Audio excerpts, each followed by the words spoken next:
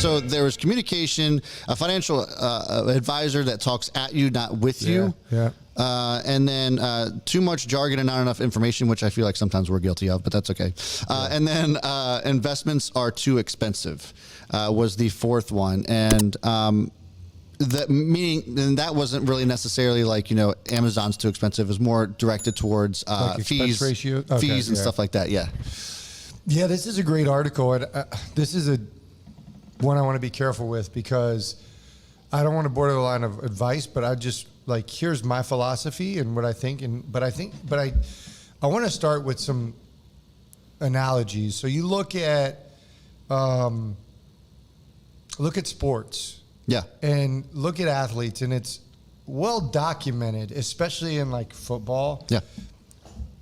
That people that run finances are just innately trusted, but overwhelmingly fall short, especially in that. Like you think about all the successful athletes that had financial advisors that were going to take care of them, and somehow they ended up broke. Yeah. And on extreme cases, sometimes they stole money. And I just want for people to remember that when I used to run my business, or really with my clients that I deal with, because I have a coaching business and I work with CEOs and entrepreneurs, one of the things I talk about is delegation and responsibility. And a lot of owners try to do everything, jack of all trades. And I really try to steer clients away from that, owners away from that.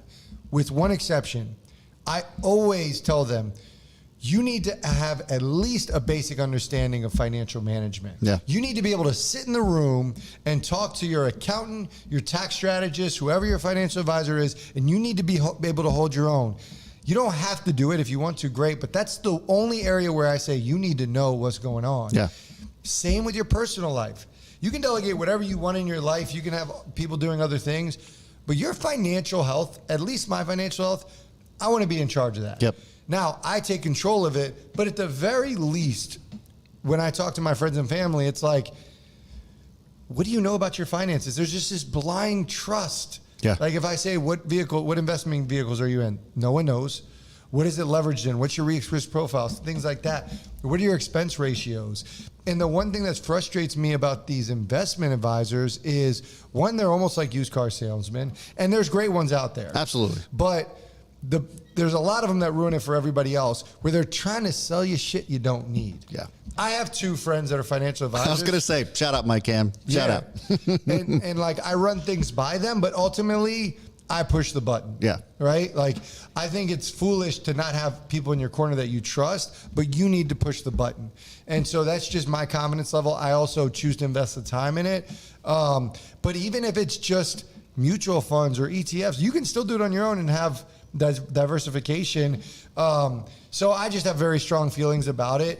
And I think that we often sell ourselves short in what we can learn and what we can do, especially in the financial field. I want to be responsible for the risk I take. I couldn't agree more.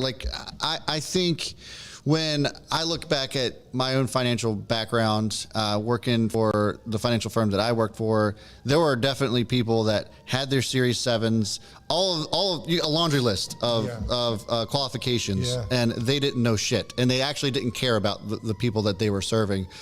I mean, I think that I just naturally care about the people that I'm serving. So it just comes as I don't. It's like breathing. Yeah. But it does take work for certain people, and you just have to be able to identify, who's actually in charge of your money, and do they actually know what they're talking about? Just because they have letters and numbers behind their name doesn't necessarily mean that they know exactly what they should be doing for you. And it's not always black and white either. I mean, I can't tell you how many times I've seen people, my coworkers, that would just literally read off of a sheet what they should be doing. It's like an if or then situation, but it's not always that easy. And so I agree. It's just one of those things where you have to at least do some homework on your own. Because the other thing is that we don't get taught this stuff in high school or even we kind of do in college, but we have to look for it. And it's just one of those things that you have to just take matters into your own hands. Hopefully we at least provide some sort of, I don't want to say, and like I said, we want to be careful, but not advice, but at least guidance from our own personal experiences that you can at least draw from. And that's kind of the whole purpose of the channel. Yeah, our channel is about active investors and people that want to be in control of that. Yeah. And whether you are managing your account or not, you need to be able to challenge your investment advisor. You need to be Ask your questions. financial advisor.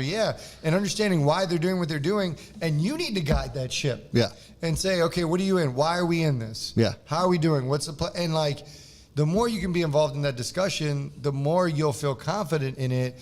But you know, our goal is to be a resource for people who are trying to become active investors and to give them confidence and belief in themselves that they can be just as successful, if not more successful than those people, because it's still a human being on the other end of that. And a human being has a belief system. They have their own risk tolerance. They have their own nature about them. And so even if they're trying to be indifferent, it's still going to fall back on who they're on as a person. So like, it's going to be hard for them to separate themselves in it. Yeah. And if they're conservative and you are not conservative and you take high risk, you don't want somebody in your ear being like, I don't know about that. I don't know about that. I'm not saying you need a yes man, but somebody that questions you every step of the way, that's not fun either. And so, you know, my philosophy has always been, I'd rather bet on myself than anybody else. And if that ends in, you know, extreme pain and suffering, then that's fine. But there, I get, what's the word? I get satisfaction out of knowing that I put the work in and I made the decisions, and it's just got to outperform the S&P at the end of the day. That's all I have to do. I think there's also something to be said for having a financial advisor that does challenge you too. Yes, for sure. Because there's, you know, you could be making some crazy decisions, and we see it every day on this channel. Just check out the comment section. But I think there's definitely something to be. So if you have a financial advisor that is just a yes man, and you know, just doesn't ask you any questions and does everything that you say without any kind of pushback, that's also a red flag, I would feel too. It is, and I think the difference is a financial advisor should not be telling you this is what you should do or not do, or disagree or agree. Yeah. They should do essentially what we try to do on our channel, which Give is you every angle. Like, ensure that you've done your due diligence. Yeah. All right. So if you're like, hey, I want to invest in GameStop, they shouldn't say, no, you shouldn't invest in GameStop. They should ask why. Yeah. All right. Why? Okay. And if you don't have a strong argument, they should challenge your argument. All right. Have you thought about this? Well, what if this happens? What if that happens? And so that's really what they should feel, like a partner, not a boss. Yeah, absolutely.